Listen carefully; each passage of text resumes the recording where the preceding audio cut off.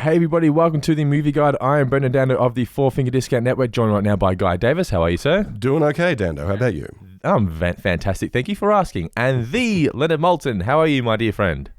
I'm well, thank you for asking, sir. Yes. So, unfortunately, yesterday we had the tragic news that the passing of Val Kilmer occurred. We thought today would be a time we should reflect on the career of the one Val Kilmer. So, Guy, I'll let you take it away. Thank you for that, Dando. Yeah, look, a sad note just to start the show on, absolutely. I don't think anyone expected to see this in their news feeds. When it came through yesterday afternoon, I initially thought, oh, well, this is, to use the term of the times, fake news, but no, unfortunately, it was revealed that, Val Kilmer, dead at the age of 65. Now, he had been unwell for some time. He had battled cancer a few years ago. Pneumonia was the cause of death. Let's not dwell on that too much. Instead, let's dwell on shall we say, a turbulent roller coaster of a career that gave us some incredible performances, some incredible films. My old friend John Davison, who produced Airplane for the Zucker brothers and Jim Abrams, was trying to cast their sequel their second film, their sophomore film, as people like to say, called Top Secret. It's a spy movie, a parody of spy movies. And we had dinner with him one night, and he said, I just found the next movie star. I said, what do you mean? He said, I auditioned a guy today named Val Kilmer. He's got it all. He's got the looks. He's got the chops. He's got the experience. He went to Juilliard. He can sing. He's the whole package. And he was right. And it took time for us to appreciate all of those different facets of his talent. Davison was indeed correct. I mean, you look at Val Kilmer in Top Gun, his first movie, and you're basically looking at a movie star and an actor straight out of the gate. I mean, the man is incredibly beautiful. And not only that, he's got a voice to match that. I was speaking with a friend of mine about this last night. Val Kilmer had the kind of voice that you would expect from someone who looked like Val Kilmer. But at the same time, he also had the soul of a legitimate artist, and one might say the temperament of a legitimate artist as well. Yeah, apparently so. And it seemed that he was pushing back against Hollywood's efforts to make him into the next big thing. He wanted to, I guess, walk his own path. Now, admittedly, he took his sweet time getting there and made, I don't know, what you might call compromises along the way. But they were compromises that resulted in him enhancing his star power and becoming more and more better known. I don't think he actually wanted to be in Top Gun necessarily. I think he was on the road to being a movie star in his own movies at that stage. He didn't necessarily want to play the antagonist or third on the call sheet below Cruise. But I think he's intrinsic to that movie's success as Tom Cruise, as Tony Scott is. And then he put a poignant and memorable button on that by appearing in Top Gun Maverick just a couple of years ago with Tom Cruise. And even in his, reduced state of health, he was able to deliver and show us a glimmer of that charisma that made him a star in the first place. He 100% did. I mean, my social media feeds were littered yesterday with just excerpts of that scene and crying emojis left and right because, it's, I think, one of those scenes that grown men are not afraid to weep at. And I think it also displays something really great about Kilmer and his talent and his abilities as an actor. He was a great scene partner, and he enhanced and he elevated the people that he worked with. Cruise is a good actor. Cruise is a very, very good actor. I'm not sure he's been better than he has in that scene with Kilmer. And Kilmer is only saying a few words. He was only able to speak a few words due to the cancer that sort of ravaged his throat and his vocal cords. Yeah. But those two men play off each other so well in that scene, and you see that a lot throughout Val Kilmer's career. He would anyone working opposite him had to lift their game, and you saw it more often than not. He was a remarkable actor in that regard, but also just someone who shone when the camera was on him and when he got the opportunity to be front and center, as he did probably in the 90s is when it really kicked off for him. Did you ever see the documentary that he made about himself? I did indeed. This documentary is called Val. I believe it's on the Amazon Prime service if you have access to that. And look, we all try to stay away from the evil empire, but by all means, sign up to Amazon Prime just to watch Val. It's a really great documentary. Tell us about it. Well, it's really interesting. It's him taking a deep dive into his own career and fessing up, you might say, to his reputation, his peccadillos, his on and off screen adventures and behaviors, and it's the kind of thing very few actors would do. Very few actors would bear themselves as he does here. It makes him all the more interesting. When I first heard that he was touring the States in a one-man show as Mark Twain, I thought somebody was pulling my leg.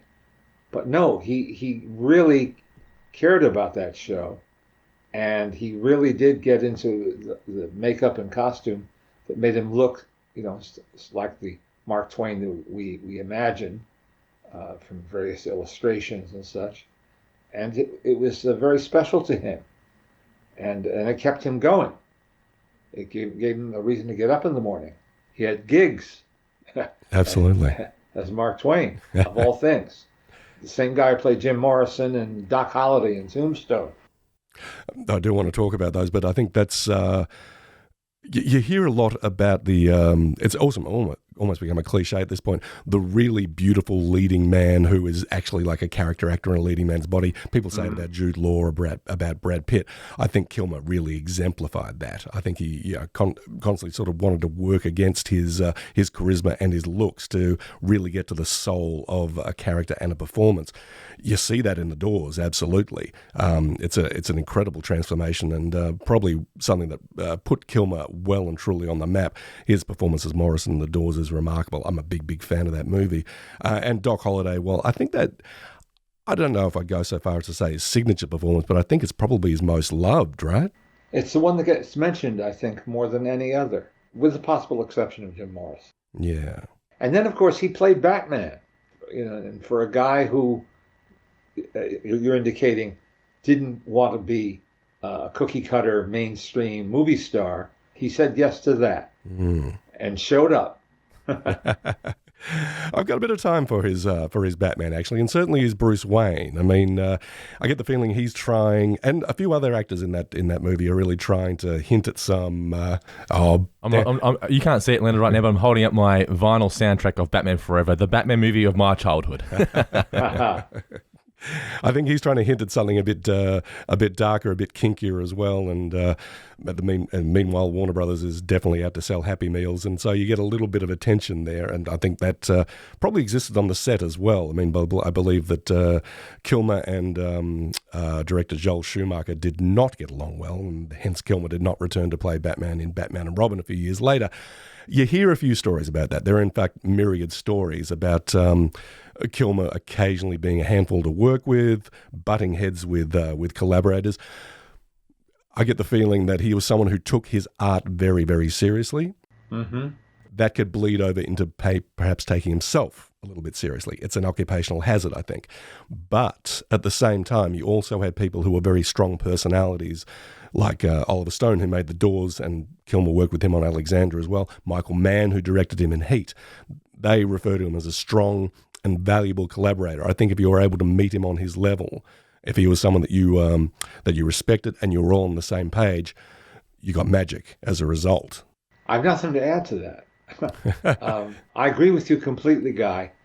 I don't know if future generations will have occasion to look back at some of the films that he made.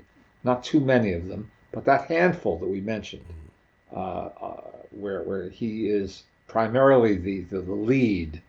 I think we'll keep him alive for a long, long time. Absolutely, yeah. And I think the other thing that I want to sort of point out about Kilmer is how adept he was at just about everything.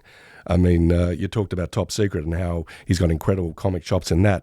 I watched another movie of his last night, sort of in tribute, the 1985 comedy, I think it is, Real Genius. It's very lightweight, very frothy.